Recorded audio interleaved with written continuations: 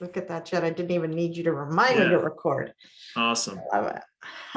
All right, welcome everyone.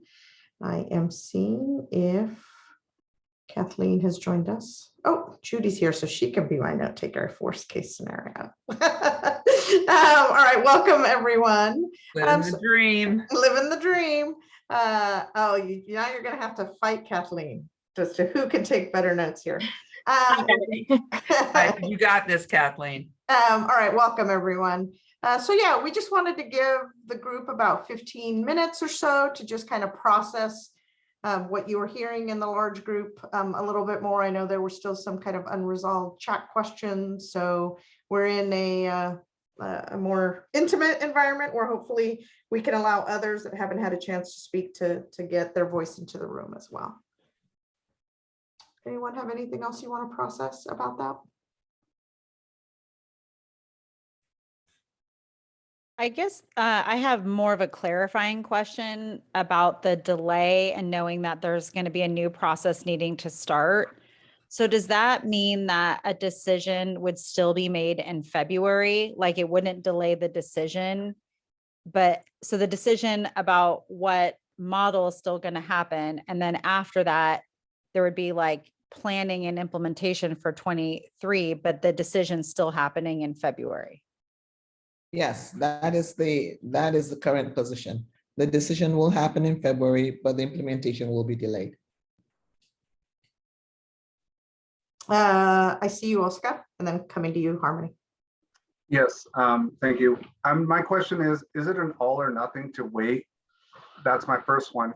And for some schools that are, at plus 30, 35 students and other ones that are, under 15 per class, how can we alleviate some pressure if we decide to wait? Right. Well, there truly isn't a way to do a partial move.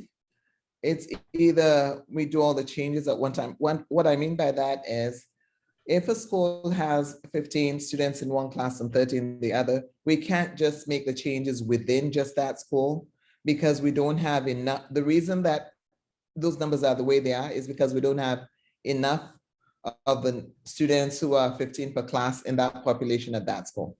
So we can't make the move within just that school. We'd have to involve other schools. And that's why I said you can't, we'd have to either do everything or would have to wait and just delay everything. Okay. Harmony.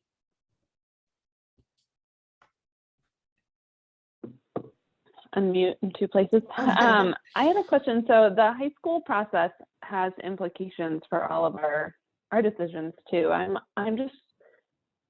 nervous about how to communicate with the community around, if there are different feeder patterns and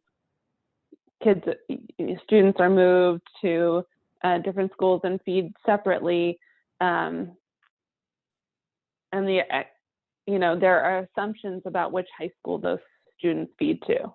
And if those are going to change within that year of implementation, like part of me thinks that that delay is good, right? That we would see that before it's implemented, but I also worry that it opens part of our decisions and this phases decisions back up. I don't, honestly, I'm not sure how you do it otherwise, especially when you're talking about, like a Harrison Park or where everything is located. There's inevitability in that students who are going to shift to a new middle school may assume a high school feeding pattern that doesn't end up, that changes again. So I've been processing on what the implications are downstream beyond middle school. Yeah, thank you, Harmony. I think one thing that we've talked a lot about is the need to be transparent about the alignment of those two changes and the fact that, now potentially with the shift to a 2023 implementation, you're right that those can be implemented at the same time. So at least they will be known, but the decision making is still head to tail right? And so how can there, as we talk about this in the community groups as part of our open house, to ensure that there's some transparency and clarity about that. So that way people know that this is the feeder pattern as it stands today, but that the future is unknown because we still have a high school a process to undertake. Okay, any other questions from this group? Any other feedback? Yeah, Judy. I was thinking on Oscar's question, and I appreciate you asking it. And I guess I want to say that if a decision is made in February and people understand what that future could bring, we wouldn't prevent families from starting in another school early if they chose to. So while we may not, enforce or, begin, especially the picking up and moving of major programs, if it's a question of boundary changes, if people are in a situation that they feel is like overcrowded now and they know the next school isn't crowded, there's an opportunity for individuals to start the boundary change early. We wouldn't prevent that. It's the bigger program changes that have significant staffing impacts that have a system-wide impact on like 45,000 kids. That's what is, I think, mostly prompting the call or the question about delay. And I just wanted to let you know that in case, just for your thinking about how things happen next. Elizabeth, I thought I saw you waving a hand. Okay, you're on mute. Yep. Not anymore. Hi, everybody. So I was curious about Claire's response to Beth's question about, does this give us an opportunity to kind of broaden our thinking around things? And I think in this process, the board did give us a mandate to do something, and we have kind of gone a little bit beyond what that, we're not strictly adhering rigorously to just what the board's mandate was in this process. So I want to acknowledge that, and then also kind of ask the question again that Beth asked about, could we also look at this as part of this process? And the reason I ask is that it's just really struck me that a lot of the pieces of this process are like glued to the board, right? Some of the schools and some of the sidebars, they're like, there's 27 schools and some of them are glued down and we can't move them. And then like our decision-making within the sideboards feels super constricted. So is there some relief to be had if we kind of allow ourselves to open our thinking a bit?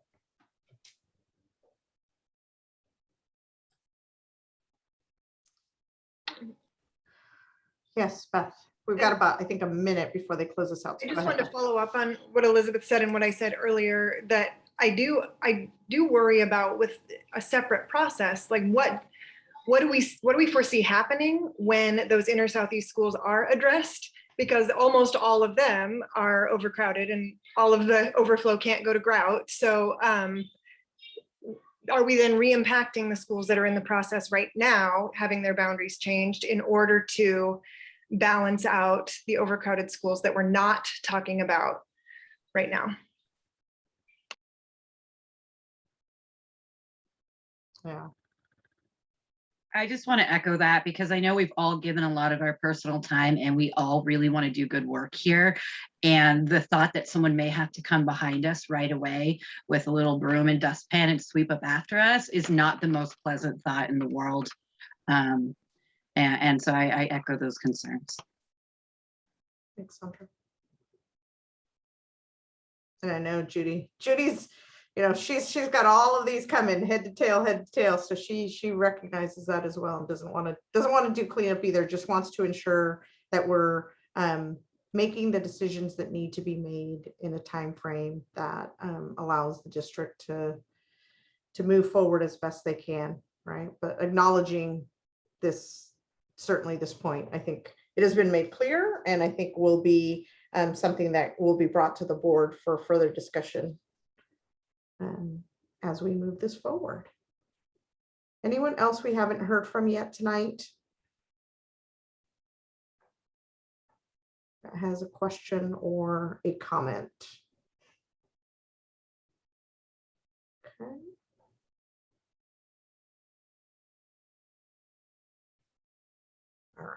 well, I believe we're going to be pushed back into the main room here.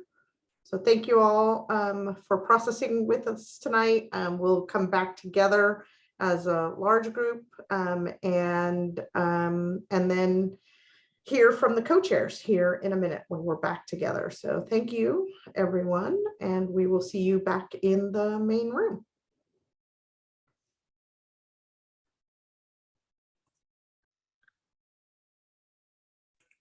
All right, you're on it. All right. Hello, everyone. Hello, everyone.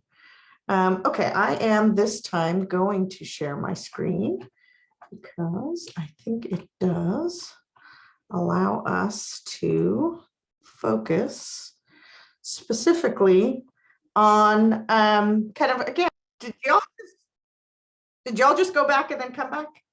Okay. That happened. Yeah, that happened. All right, we're back together.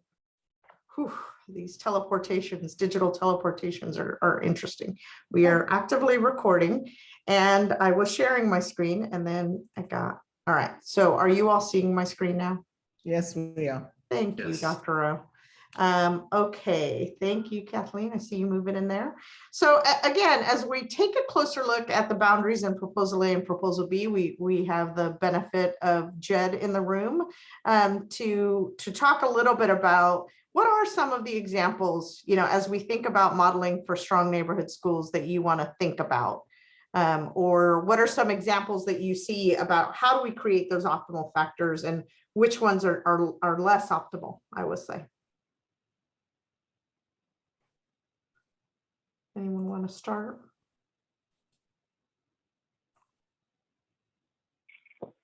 I'm happy to start, but if someone else who hasn't talked yet would like to, I'm happy to pause.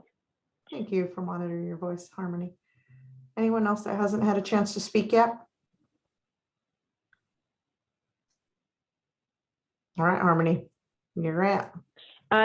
Yeah, sure. One thing I want to try to like keep in mind and consider is with the move to whole school DLI programs, how we can preserve a neighborhood connection for whatever school that is. In Proposal B, that's Bridger and Lent. In Proposal A, it was other. It was only Lent and Woodstock, and right, there's all these moving parts, but particularly where whole school DLI, where the school becomes whole school DLI, how can we preserve this like goal of neighborhood connection? Like, where do we draw the boundary lines to make it like the most sense for the kids at those schools, for transportation wise, but also like just a community connection? I know we have Mount Tabor in the middle of a lot of pathways between Bridger and some of the other schools, but I just want to try and keep that in mind, that we care about those neighborhood kids, you know, fully in terms of their ability to meet those kind of neighborhood goals. Thank you, Harmony. Okay, Sandra, I think your comment went into the chat right as we were moving into our focus group. So I do want to get confirmation, I believe, Jed, that this is correct, that in Proposal A, 100% of the schools were meeting the target benchmarks for enrollment. That's right. That's right. Okay, so that one isn't one that we're looking at necessarily because of enrollment issues, but potentially, Sandra, are there other issues with that one relative to crossing major streets or some of those other factors that don't have to do with the number of students above that 500 and 270? Well, yeah, I mean, there are definitely some areas. I think Atkinson's one, Arleta was another, where there are just some really wonky boundaries drawn in order to sort of capture those numbers that were needed. So yeah, you get some octopus arms and things like that going on. Right, to try to meet that 100%. Right. Yeah, to achieve that.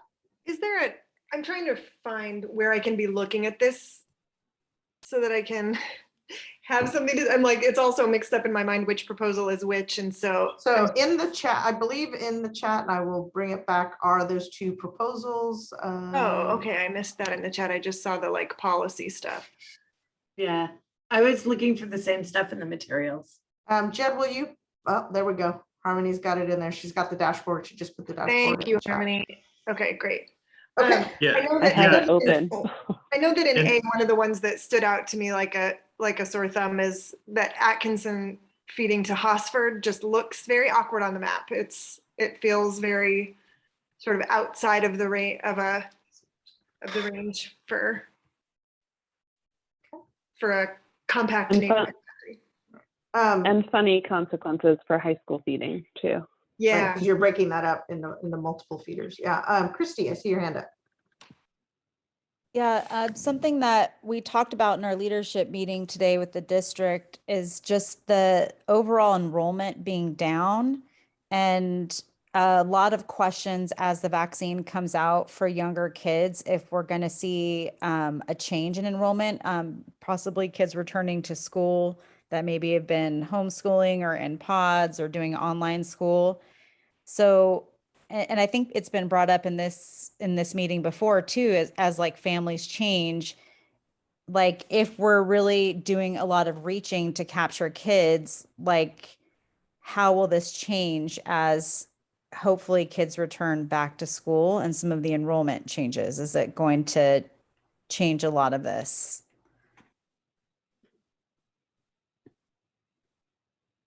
Indeed. Yeah, I mean, that's kind of my point is in my sort of flippant comment, like, why are we even looking at A? Because if we're chasing particular students to meet benchmarks, those students may not be there, or, you know, what the future is looking like. And so I think, you know, there are those couple schools where we're kind of like, that boundary just doesn't work at all, because I don't know if you've seen the little gerrymandering cut out of the district where it's like it's like this crazy weird boot thing. We're not quite that bad or anything, but there are some of these boundaries, like Christy was talking about. You know, these kids may not be here, and so you may not be meeting these other, because it wasn't just the numbers, the 270, 500. I think it was some of the diversity benchmarks Right. and stuff like that. Yeah, and I could certainly, I mean, Jed, you can certainly speak to this more Yeah. intelligently than I can, but right now, sort of the immediate impact of the numbers, like this sort of COVID situation, right? We're trying to look at forecasts for 2025, 26, I believe. Is that right, Jed? And so, in and of itself, that forecast has some level of unpredictability to it. And so, but I do think it also gives you an opportunity to kind of absorb a little bit of this COVID flux in terms of kind of where you look 5-6 years from now. The hope would be that has stabilized. What we don't know, and is a big factor, is who's returning to what neighborhoods and what are they going to look like post-COVID, right? But I know, Leah, you talked a lot about that. That your community specifically may look very different when we come out of COVID.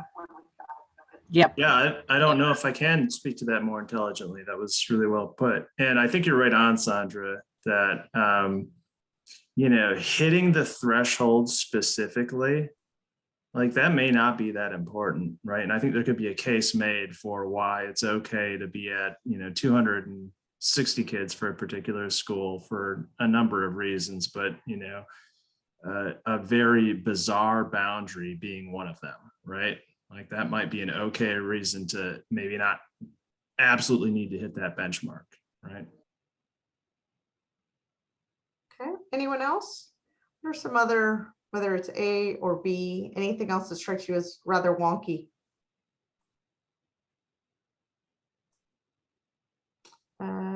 Yeah, I see your hand, Sandra. Is there anyone that hasn't had a chance to speak that wants to speak? All right, Sandra, we'll go ahead and go to you. Just a very fast comment on any proposal, but I know particularly in B, anywhere that students are going to have to cross between 52nd and 72nd across Southeast Woodstock, there are no marked intersections. No marked crosswalks, no controlled intersections for that entire stretch. Thank you. Thank you. Beth, I see your hand up.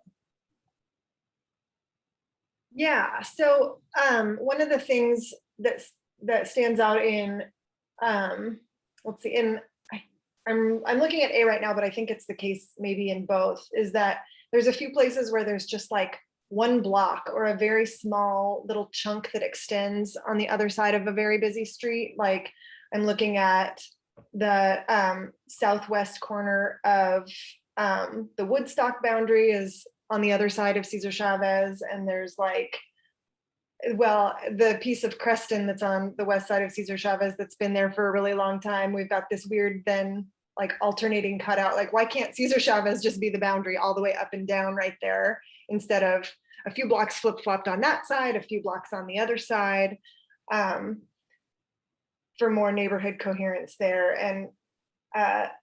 And I would love to hear, I know, and so that's my neighborhood. I live on 37th, so that's one that stands out to me. And I know that there's, like Sandra saying, pieces like that in other parts of town where it's like, just clean that up. Keep streets together. Yeah. Sam.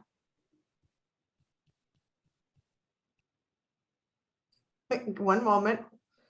Oh, there you go. Thank you. Sorry. No worries.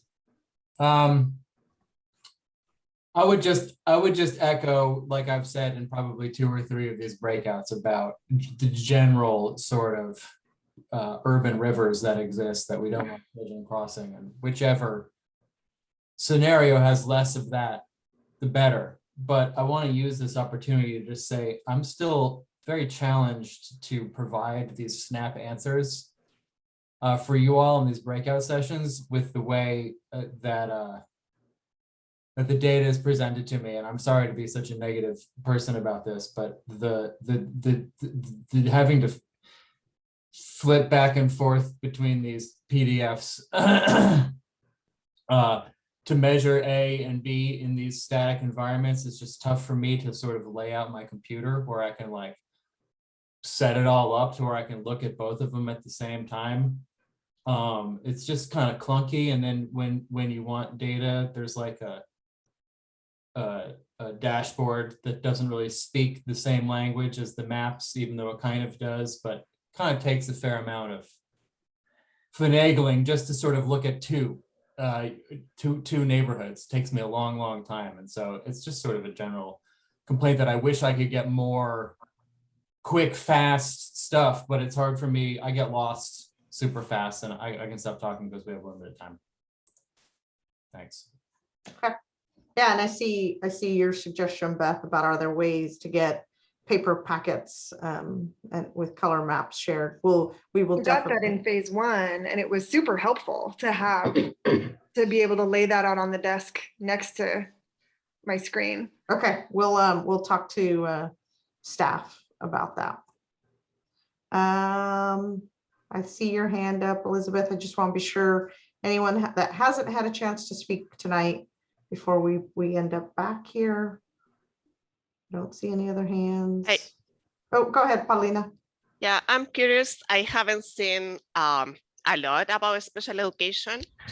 And I don't know if we have parent representation for students in special education. And I'm curious about things like, do we have enough classrooms for students in special education for these programs? Are they going to be able to, if they go to the DLI program, are they going to be able to stay there if they need a different classroom, or they will have to move out of the program to be in a different school and have to leave the DLI program?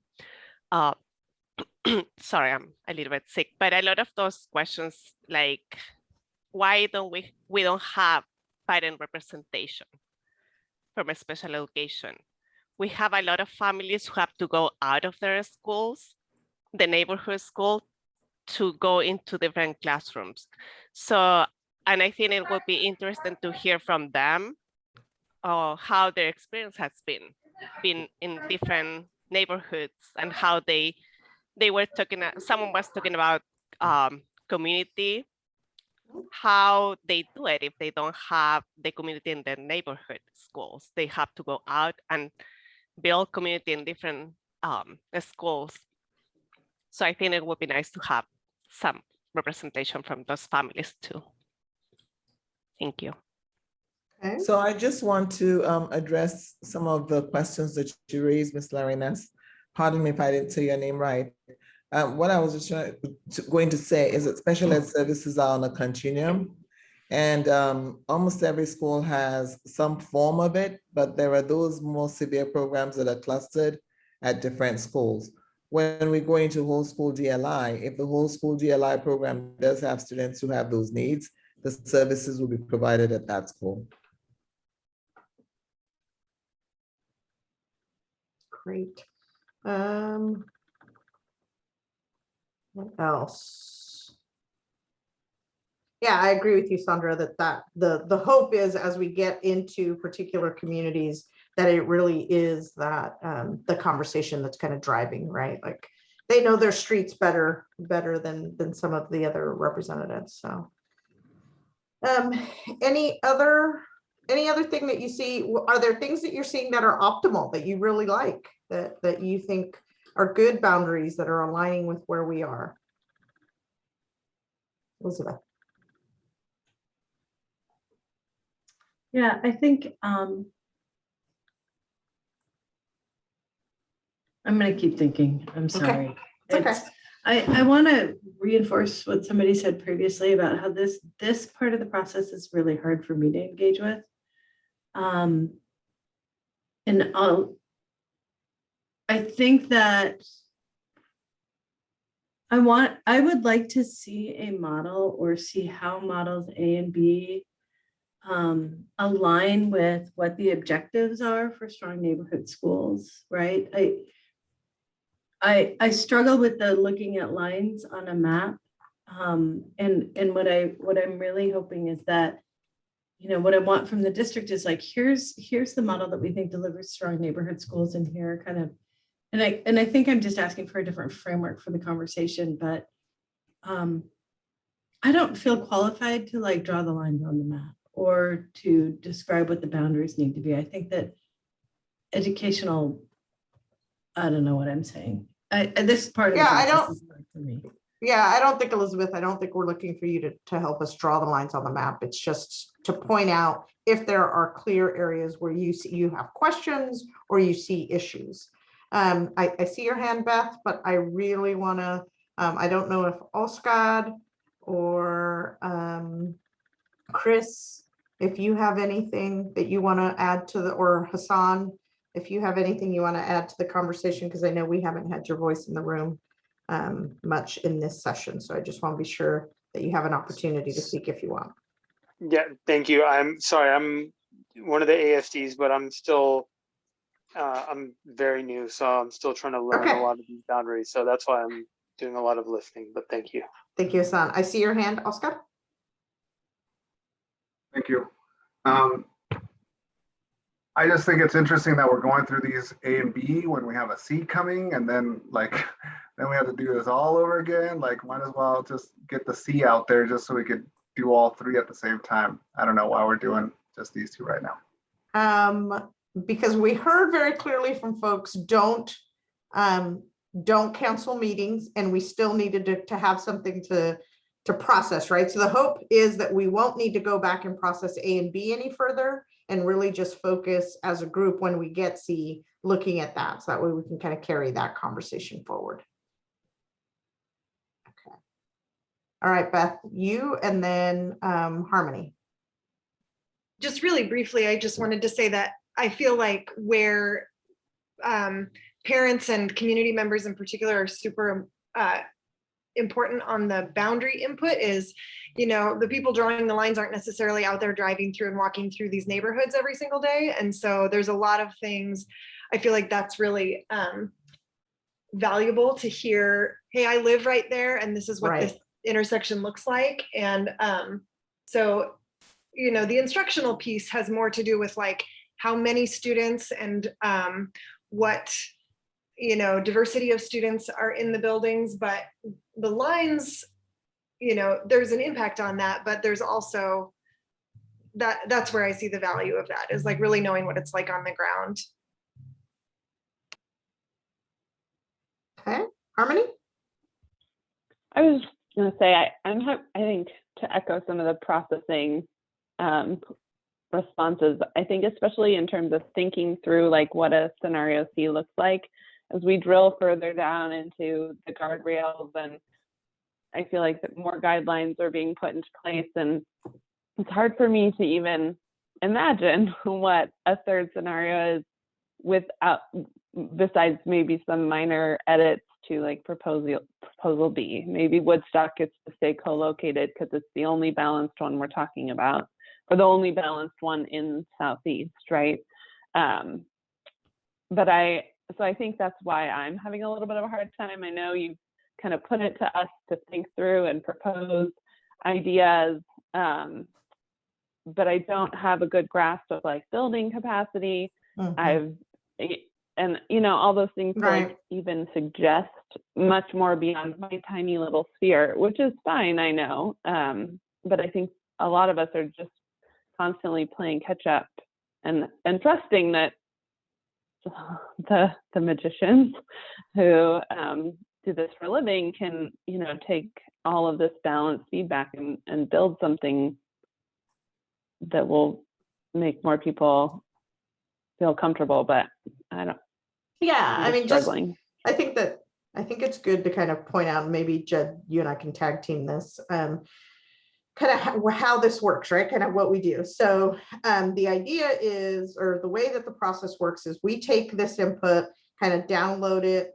It is processed first by instructional leadership to see if there are anything that, again, you know, whether we hear, you know, I'm trying to think about this, like the concern about, or I think there was a great point that was brought up tonight about, you know, there's a major street, it was like 57th, I might have made that number up, that we heard about tonight that, you know, has an impact. And so then what are the implications there from a numbers perspective? And then it goes kind of through a vetting with the instructional leadership around, are we still maintaining our educational outcome drivers in this scenario? If we make that tweak, yes or no. There's a regular conversation between Jed and his team and the instructional leadership team as those tweaks are being made to ensure that the kind of those drivers are maintained. And Jed, again, let me know if I'm speaking out of turn. Yeah,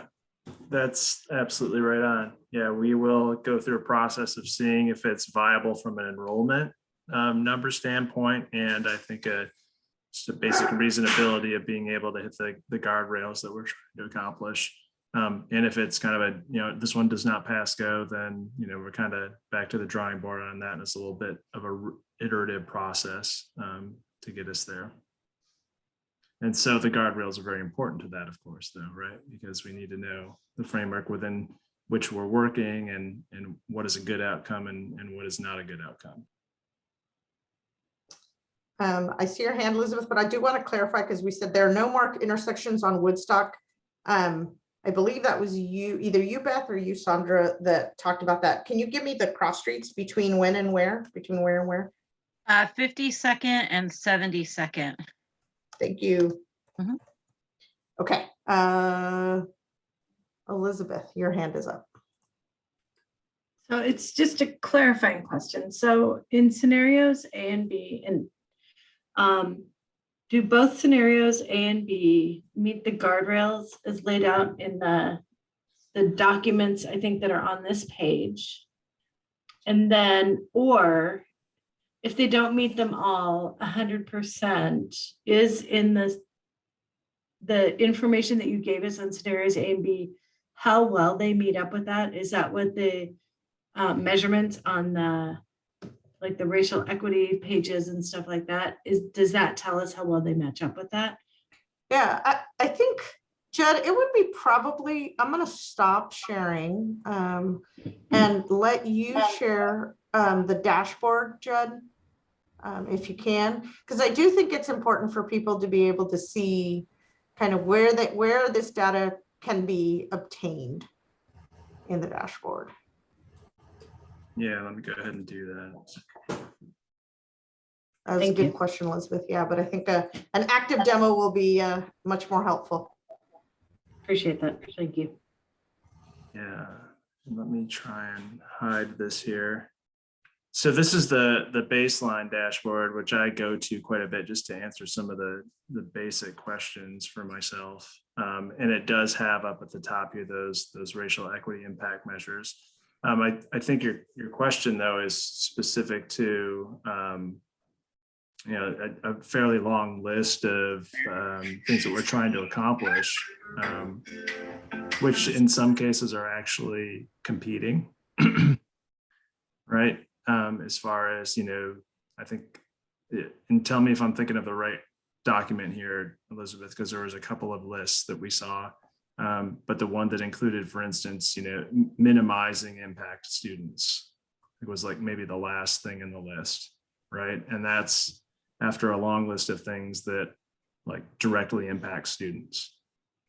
Well, and I think also I'm looking for how are we evaluating the various scenarios? Like, what are the metrics that we're really trying to evaluate against? Is it the modeling for strong neighborhood schools list that we have here? Is it the racial equity impact measures? Is it all of them? I guess I need help understanding what I'm supposed to be focusing on. Right. So I will say, and again, Jed, correct me if I'm wrong. The drivers, the things that you're seeing listed as drivers are the sort of the rules that have been given to flow, right? So their modeling is intended to meet those. And then the metrics, the only metrics that are really available that I'm aware of, Jed, on the dashboard are these racial equity impact measures, right? So that's right. I think, and Jed, you can tell us, are there any of those measures, or sorry, not measures, drivers that are listed on those sheets around whether it's neighborhood schools or any of the others that you're not able to meet? Because I think basically what I heard Jed say earlier, Elizabeth, is if it doesn't pass the muster, then it doesn't get moved forward, right? Okay. So I think, yeah, right? So really your main focus, at least in terms of metrics, are these racial impact measures, racial equity impact measures, and then looking at kind of what are the demographics of the resultant, if you will, demographics of each of the schools pre and post change, if that makes sense. Yeah, okay. that's right, Karina. And that's part of what we're doing when we're working with the district planning team to, you know, evaluate those proposals. Are they meeting the basic things that are just ingrained in what needs to occur for any kind of enrollment balancing change going forward? Okay, hope that helped. Beth.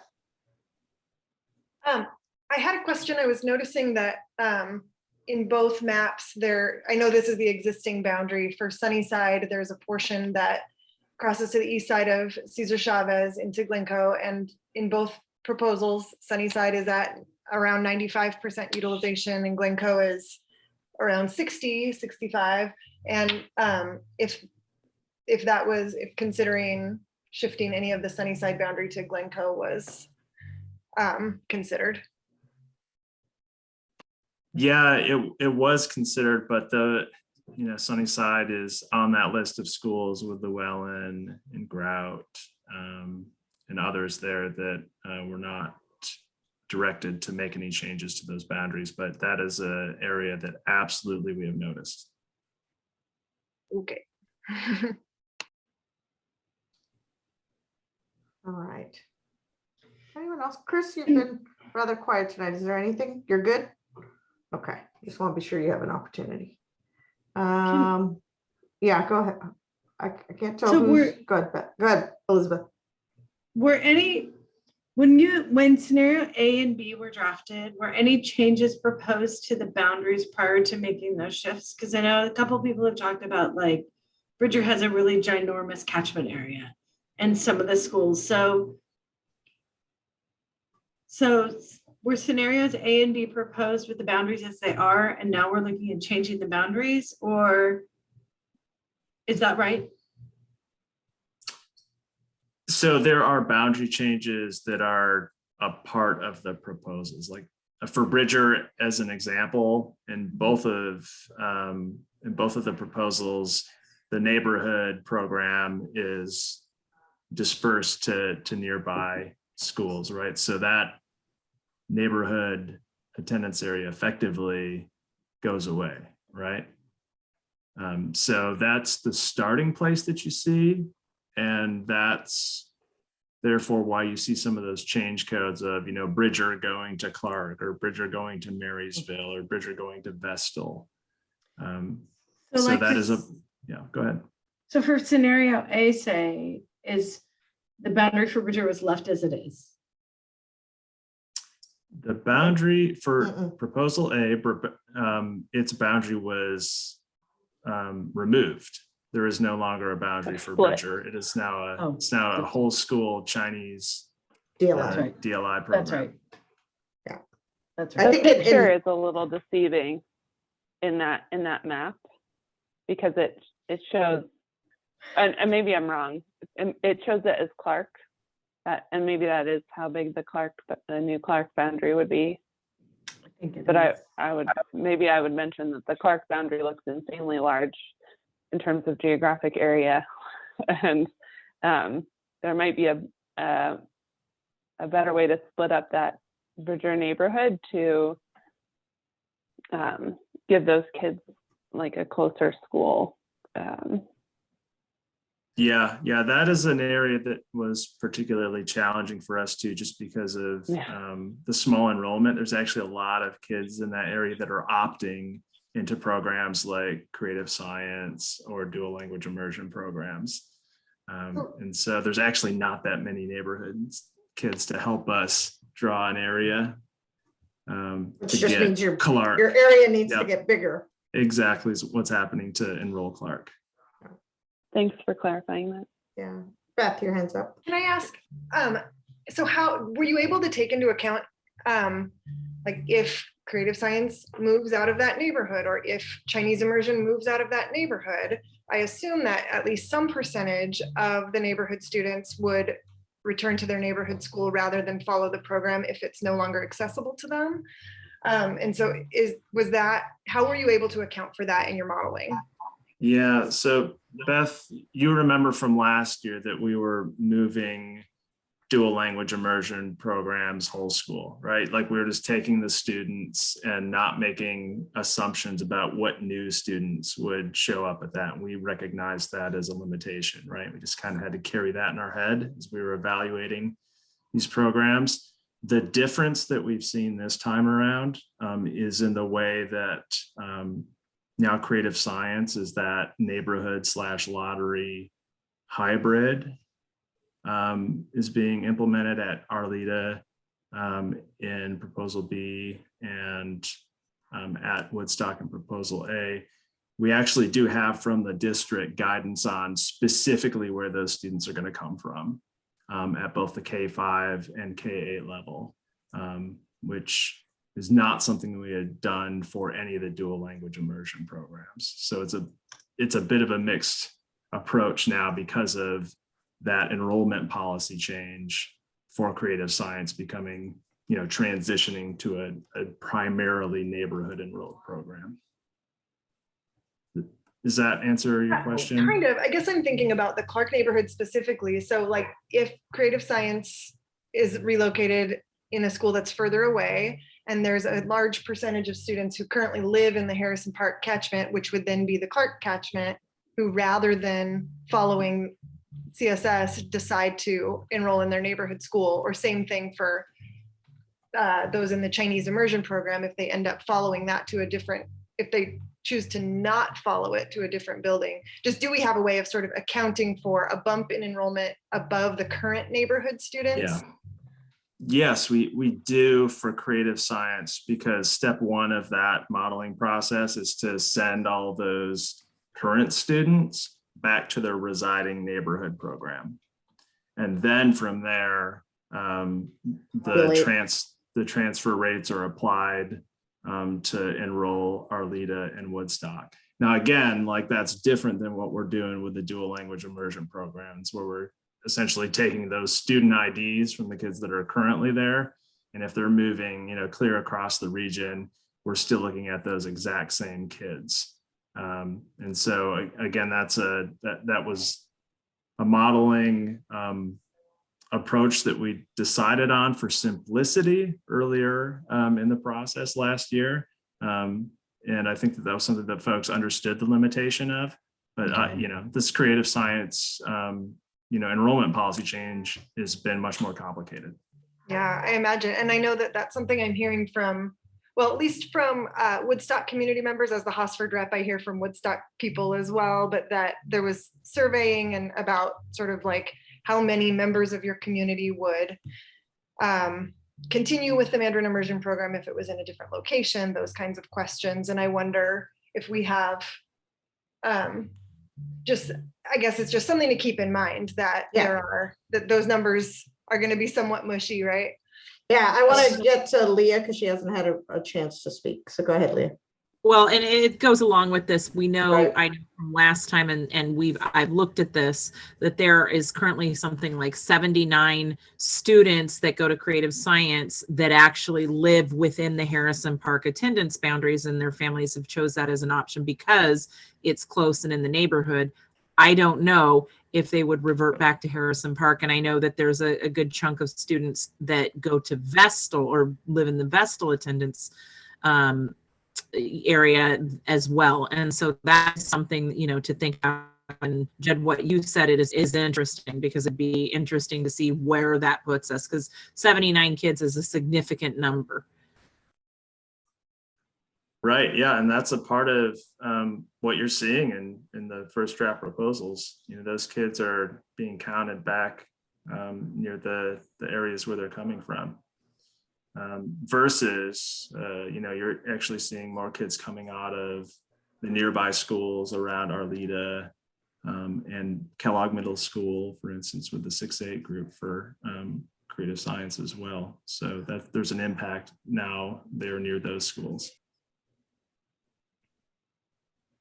And yes, I see your question, Elizabeth, about planning for 5 years from now. And yes, that's the intent with the creative science move. The way that that's been, we've been instructed to model that is to focus on that 5 year out view.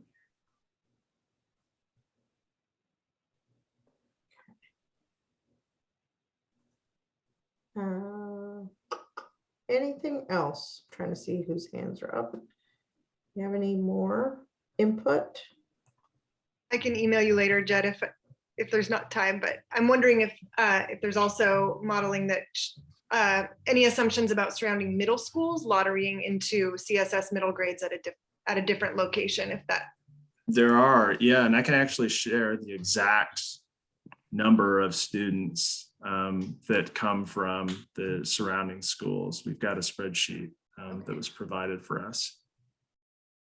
In a different look, if it moved to a different location, assumptions about that? In Arleta and Woodstock. Okay. If we were going to look at yet another location, yes, we would need to know exactly what schools those students would come from. Okay. Yeah, I'd like to see that. All right. Anyone else? I know, Jed, I don't know if you're getting that information, but you can probably stop sharing here. So I'm going to take us back to we're about to go back into the main room. So anything else that we have missed thus far? Well done, group. Thank you. I think we come back together one more time tonight to talk a little bit more about engagement, and if we're missing anything, I believe that is a small group exercise, not a large group exercise, or yes, I think that's true. But thank you, and we're going to be ejected back to the main room.